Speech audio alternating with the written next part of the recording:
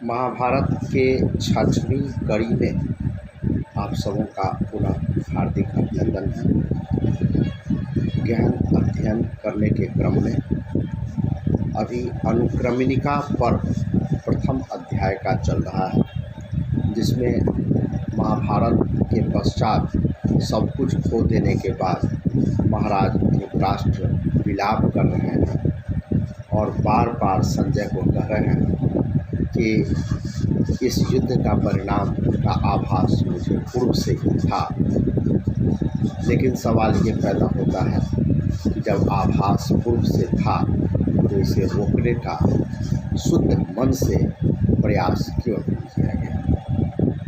तो विलाप करते महाराज धृतराष्ट्र को संजय सांत्वना दे रहे हैं, बता रहे हैं जो इस धरती पर एक से एक शूरवीर आए और इसी धरती पे समा गए। और आगे क्या कहते हैं उसको हम लोग देखें।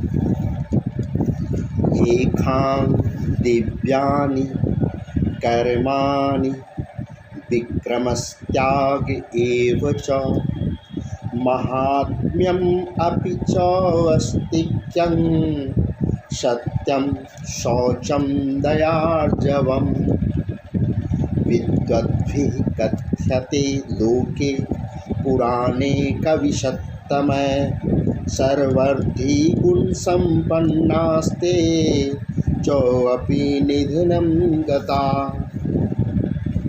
संजय कह रहे हैं कि जिनके दिव्य कर्म, पराक्रम, त्याग, महात्म्य, आस्तिकता, सत्य, पवित्रता, दया और सरलता आदि सद्गुणों का वर्णन बड़े बड़े विद्वान एवं श्रेष्ठतम कवि प्राचीन ग्रंथों में तथा लोक में भी करते रहे हैं, वे समस्त संपत्ति और सद्गुणों से संपन्न महापुरुष भी मृत्यु को प्राप्त हो। तब पुत्रा दुरात्मानः प्रतप्ताश्चैव मन्युना लुब्धा दुर्वृत्त भूयिष्ठान तांछोचितुमर्हसि। आपके पुत्र दुर्योधन आदि तो दुरात्मा, क्रोध से जले भुने, लोभी एवं अत्यंत दुराचारी थे। उनकी मृत्यु पर आपको शोक शोभा नहीं देता। श्रुतवानसि मेधावी बुद्धिमान प्राज्ञ सम्मतः ये खां शास्त्रानुगा बुद्धिर्न ते मुह्यन्ति भारत। आपने गुरुजनों से सत्य शास्त्रों का श्रवण किया है। आपकी धारणा शक्ति तीव्र है। आप बुद्धिमान हैं और ज्ञानवान पुरुष आपका आदर करते हैं। भरतवंश शिरोमणि जिनकी बुद्धि शास्त्र के अनुसार सोचती है, वे कभी शोक मोह से मोहित नहीं होते। निग्रहानुग्रहो चौवपि विदितौ ते नराधिप नात्यन्तम् एव मानुवृत्तिः कार्याते पुत्र रक्षणे। महाराज, आपने पांडवों के साथ निर्दयता और अपने पुत्रों के प्रति पक्षपात का जो बर्ताव किया है वह आपको तो विदित ही है। इसलिए अब पुत्रों के जीवन के लिए आपको अत्यंत व्याकुल नहीं होना चाहिए।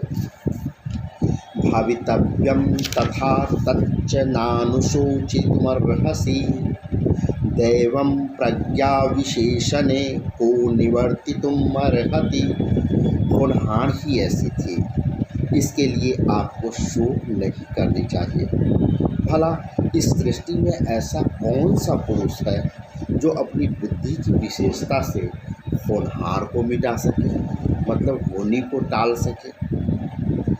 विद्या त्रिविहितं मार्गं न कश्चिदति वर्तते कालमूलम् इदं सर्वं भाव भावौ सुखासुखे।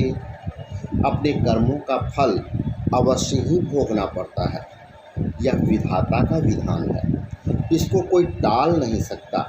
जन्म, मृत्यु और सुख दुख सबका मूल कारण काल ही है।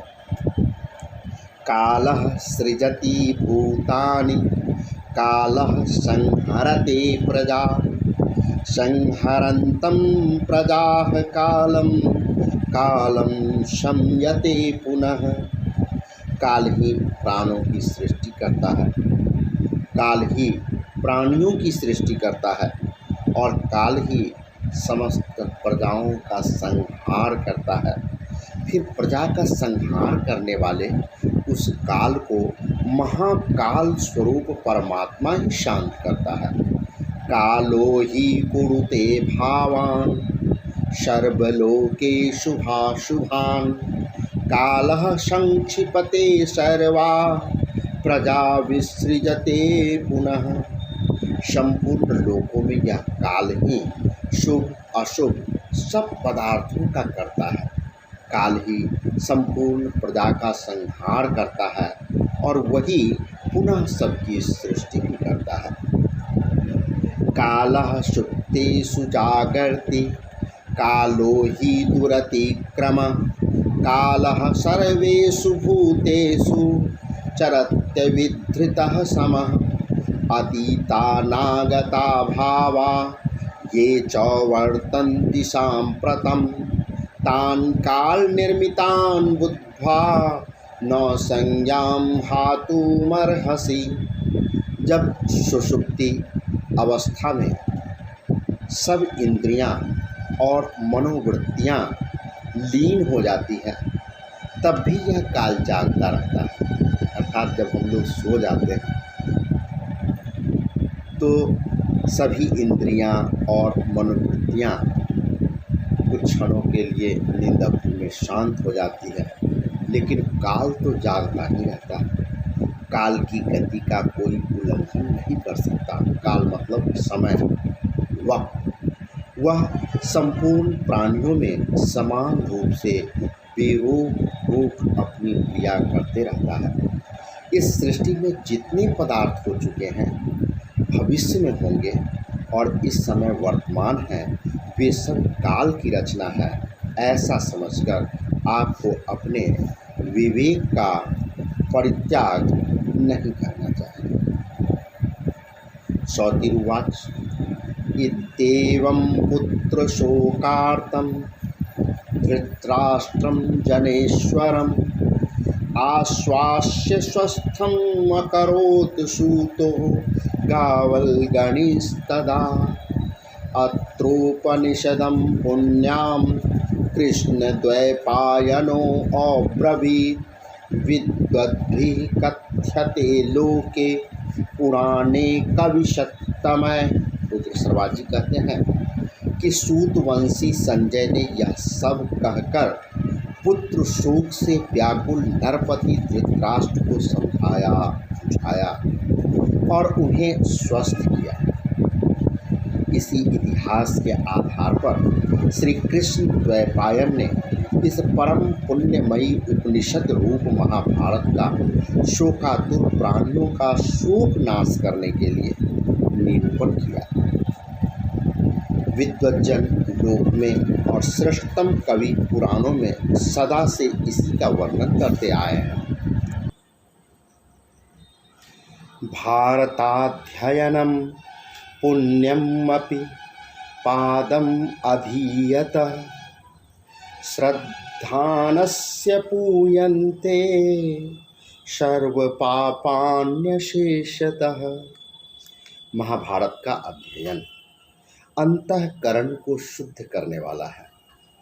जो कोई श्रद्धा के साथ इसके किसी एक श्लोक के एक पाद का भी अध्ययन करता है, उसके सब पाप संपूर्ण रूप से मिट जाते हैं।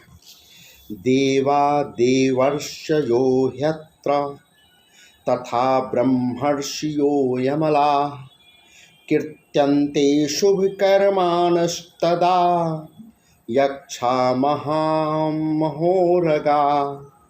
देवा देवर्षयो ह्यत्र तथा ब्रह्मर्षियो यमलाः कीर्त्यन्ते शुभकर्माणस्तथा यक्षामहोरगा। इस ग्रंथ में शुभ कर्म करने वाले देवता, देवर्षि, निर्मल ब्रह्मर्षि, यक्ष और महानागों का वर्णन किया गया है। भगवान वासुदेवश्च कीर्त्यते यत्र सनातनः स हि सत्यमृतं चैव पवित्रं पुण्यमेव च। इस ग्रंथ के मुख्य विषय हैं स्वयं सनातन पर ब्रह्म स्वरूप वासुदेव भगवान श्री कृष्ण। उन्हीं का इसमें संकीर्तन किया गया है। वे ही सत्य, रित, पवित्र एवं पुण्य है। शाश्वतं ब्रह्म परमं ध्रुवं ज्योति सनातनम यश्च दिव्यानि कर्माणि कथयन्ति मनीषिणः। वे ही शाश्वत पर ब्रह्म है और वे ही अविनाशी सनातन ज्योति है। मनीषी पुरुष उन्हीं की दिव्य लीलाओं का संकीर्तन किया करते हैं। असच्च सदसच्चैव यस्माद् विश्वं प्रवर्तते संततिश्च प्रवृत्तिश्च जन्म मृत्यु पुनर्भवा। उन्हीं से असत, सत तथा सद सत उभय रूप संपूर्ण विश्व उत्पन्न होता है। उन्हीं से संतति, प्रजा, प्रवृत्ति, कर्तव्य कर्म, जन्म मृत्यु तथा पुनर्जन्म होते हैं।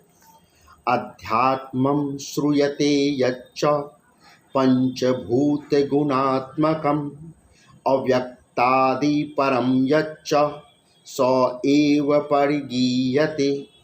इस महाभारत में जीवात्मा का स्वरूप भी बतलाया गया है एवं जो सत्व, रज, तम इन तीनों गुणों के कार्य रूप 5 महाभूत हैं उनका तथा जो अव्यक्त प्रकृति आदि के मूल कारण परम ब्रह्म परमात्मा है उनका भी भली भांति निरूपण किया गया है। यत्तद्यतिवरा मुक्ता ध्यान योग बलान्विता प्रतिबिंबम इवादर्शे पश्यन्त्यात्मन्यवस्थितम्। ध्यान योग की शक्ति से संपन्न जीवन मुक्त यतिवर दर्पण में प्रतिबिंब के समान अपने हृदय में अवस्थित उन्हीं परमात्मा का अनुभव करते हैं। श्रद्धानः सदा युक्तः सदा धर्म परायण आसेवन्निम् अध्यायं नरः पापात् प्रमुच्यते। जो धर्म परायण पुरुष सश्रद्धा के साथ सर्वदा सावधान रहकर प्रतिदिन इस अध्याय का सेवन करता है वह पाप ताप से मुक्त होता है। अनुक्रमणिकाध्यायं भारतस्यैमादितः आस्तिकः सततं शृण्वन् न कृच्छ्रेष्वसीदति।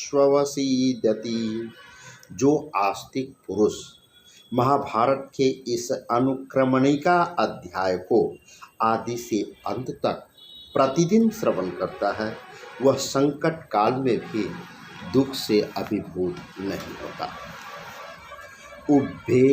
उभे संधे जपन किंचित सद्यो मुच्चेत किल्बिखात् अनुक्रमण्या यावत् स्यादहन्ना रात्र्या च संचितम्।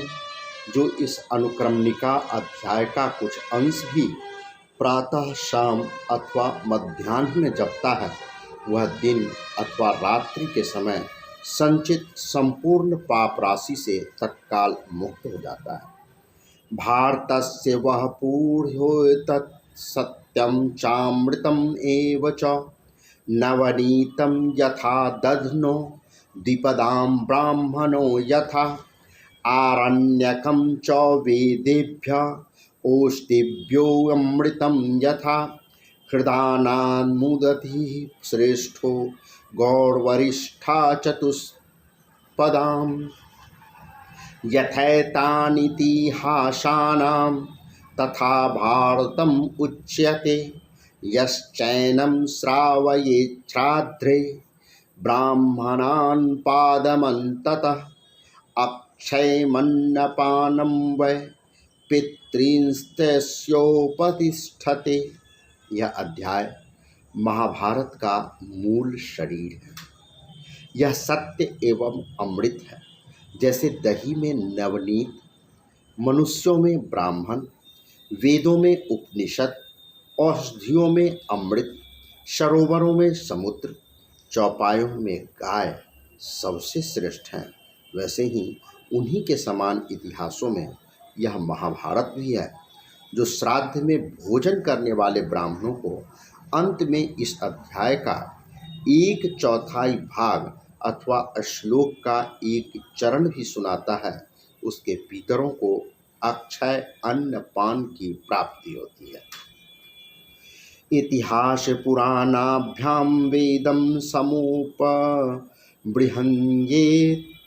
बिभेत्यल्पश्रुताद् वेदो मामयं प्रहरिष्यति कार्ष्णं वेदम् इमं विद्वान् श्रावयित्वार्थमश्नुते। इतिहास और पुराणों की सहायता से ही वेदों के अर्थों का विस्तार एवं समर्थन करना चाहिए। जो इतिहास एवं पुराणों से अनभिज्ञ हैं, उससे वेद डरते रहते हैं कि कहीं यह मुझ पर प्रहार कर देगा। जो विद्वान श्री कृष्ण द्वैपायन द्वारा कहे हुए इस वेद का दूसरों को श्रवण कराते हैं, उन्हें मनोवांछित अर्थों की प्राप्ति होती है। भ्रूण हत्यादिकं च अपि पापं जह्याद संशयम् यो इमं सूचिरध्यायं पठेत् पर्वणि पर्वणि अधितं भारतं तेन कृत्स्नं स्यादिति मे मतिः यश्चैनं शृणुयान्नित्यमार्खं श्रद्धा समन्वितः स दीर्घमायुः कीर्तिं च स्वर्गतिं चाप्नुयान्नरः एकतश्चतुरो वेदान् भारतं चैतदेकतः एकतश्चतुरो वेदान् भारतं चैतदेकतः पुराकिल शूरैः सर्वैः समेत्य तुल्याधृतं चतुर्भ्यः शर्हेभ्यो वेदेभ्यो ह्यधिकं यदा तदा प्रभृति लोकेऽस्मिन् महाभारतम् उच्यते महत्त्वे च गुरुत्वे च ध्रियमाणं यतोऽधिकम्। और इससे भ्रूण हत्या आदि पापों का भी नाश हो जाता है, इसमें संदेह नहीं है। जो पवित्र होकर प्रत्येक पर्व पर इस अध्याय का पाठ करता है, उसे संपूर्ण महाभारत के अध्ययन का फल मिलता है, ऐसा मेरा निश्चय है।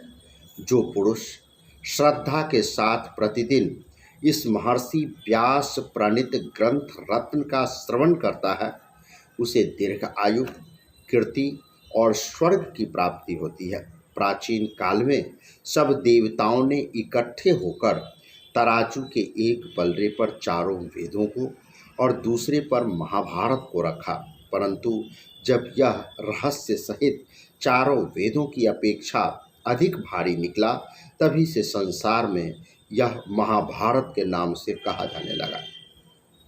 सत्य के तराजू पर तौलने से यह ग्रंथ महत्व, गौरव अथवा गंभीरता में वेदों से भी अधिक सिद्ध हुआ है। महत्वाद भारवत्वाच्च महाभारतम् उच्यते निरुक्तमस्य यो वेद सर्वपापैः प्रमुच्यते। अतएव महत्ता, भार अथवा गंभीरता की विशेषता से ही इसको महाभारत कहते हैं। जो इस ग्रंथ के निर्वचन को जान लेता है, वह सब पापों से छूट जाता है। तपो न कल्को अध्ययनम न कल्कः स्वाभाविको वेद विद्धि न कल्कः प्रसह वित्ताहरणम न कल्क अस्तान्येव भावोपहतानि कल्कः। तपस्या निर्मल है, शास्त्रों का अध्ययन भी निर्मल है। वर्णाश्रम के अनुसार स्वाभाविक वेदोक्त विधि भी निर्मल है और कष्टपूर्वक उपार्जन किया हुआ धन भी निर्मल है, किंतु वे ही सब विपरीत भाव से किए जाने पर पापमय है, अर्थात दूसरे के अनिष्ट के लिए किया हुआ तप, शास्त्राध्ययन और वेदोक्त स्वाभाविक कर्म तथा क्लेशपूर्वक उपार्जित धन भी पाप युक्त हो जाता है। तात्पर्य यह कि इस ग्रंथ रत्न में भाव शुद्धि पर विशेष जोर दिया गया है, इसलिए महाभारत ग्रंथ का अध्ययन करते समय भी भाव शुद्ध रखना चाहिए। इति श्रीमन्महाभारते आदिपर्वणि अनुक्रमणिका पर्वणि प्रथमोऽध्याय। इस प्रकार श्री महाभारत आदि पर्व के अंतर्गत अनुक्रमणिका पर्व में पहला अध्याय पूरा हुआ। दाक्षिणात्य अधिक पाठ के 7 श्लोक मिलाकर कुल 282 श्लोक हैं। अनुक्रमणिका पर्व संपूर्ण हुआ। अब अगली कड़ी में हम लोग देखेंगे पर्व संग्रह पर्व में आएंगे। द्वितीय अध्याय होगा जिसमें समंत पंचक क्षेत्र का वर्णन है, अक्षौहिणी सेना का प्रमाण है, महाभारत में वर्णित पर्वों और उनके संक्षिप्त विषयों का संग्रह है तथा महाभारत के श्रवण एवं पठन का क्या फल मिलता है इसकी चर्चा की गई है। तब तक के लिए यहीं विराम देते हैं। सभी श्रोतागण इसका गंभीर चिंतन मनन करेंगे। ये कहा जाता है कि महाभारत का पाठ नहीं करना चाहिए। ये लोगों में मान्यता है कि महाभारत पढ़ने से घर में महाभारत होता है। गीता पढ़नी चाहिए। आजकल चारों तरफ इसी बात की चर्चा हो रही है। गीता किसी एक धर्म विशेष का नहीं है। गीता सभी को अध्ययन करना चाहिए, गीता के अनुकूल चलना चाहिए। लेकिन हमारा ये मानना है कि भगवान कृष्ण को गीता का उपदेश देने की आवश्यकता ही क्यों पड़ी। महाभारत को रोकने का बहुत प्रयास किया गया, लेकिन फिर भी महाभारत हुआ। जितना रोकने का प्रयास किया गया उतना ही तीव्र गति से महाभारत करीब आता चला गया। तो गीता को संपूर्णता में समझने के लिए महाभारत को पढ़ना अनिवार्य है। हम लोगों में ये परंपरा है कि जब लोग सेवानिवृत्त होते हैं, वृद्ध होते हैं, तो उन्हें गीता, महाभारत, रामायण गिफ्ट किया जाता है। लेकिन हमारी ये सोच है कि उस अवस्था में ज़्यादातर लोग पढ़ नहीं पाते हैं। अगर पढ़ते भी हैं तो उसका जो संदेश होना चाहिए समाज में जा नहीं पाता है। लेकिन अगर इन सभी महत्वपूर्ण ग्रंथों को, जो हमारी विरासत है, जो हमारी सभ्यता और संस्कृति है, जिसमें हमारे पूर्वजों का आख्यान है, जिससे हम कुछ सीख सकते हैं, समझ सकते हैं और आगे के जीवन को सुगम बना सकते हैं, ये तो युवाओं को पढ़ना चाहिए। और युवा इस तरफ ताकते भी नहीं हैं, इसको अप्रासंगिक मानते हैं। हम इसी बिंदु पर छोटा सा प्रयास कर रहे हैं भगवत प्रेरणा से कि कम से कम पढ़ नहीं सकें तो यदि सुन भी लें तो सार तत्व दिमाग में आ जाता है। इसलिए हमारा ये अनुरोध होगा कि इसे अवश्य सुने।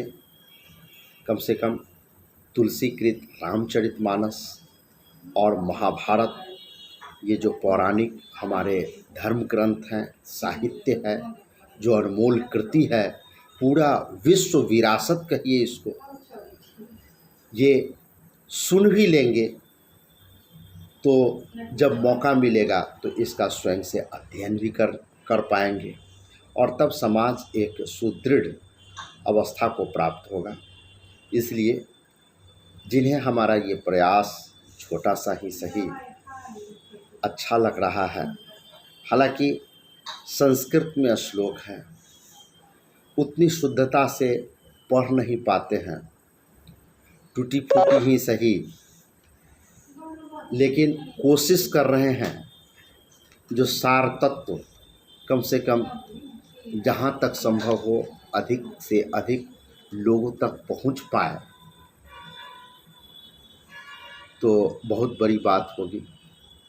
इसलिए इसे अवश्य सुने और फुर्सत मिले तो इस पर चिंतन मनन अवश्य करें। ज़रूरत हो कुछ टिप्पणी करने का, कुछ सुझाव देने का, तो हमें अवश्य सुझाव दें ताकि इसे और भी बेहतर बनाया जा सके, सुगम बनाया जा सके, जिससे सभी लोग इसे ग्रहण कर सकें। आप अनपढ़ भी हैं, पढ़े लिखे नहीं भी हैं, फिर भी इस चैनल के माध्यम से इन महत्वपूर्ण ग्रंथों को अक्षरशः सुन करके भावार्थ समझ सकते हैं। जय हिंद, जय भारत।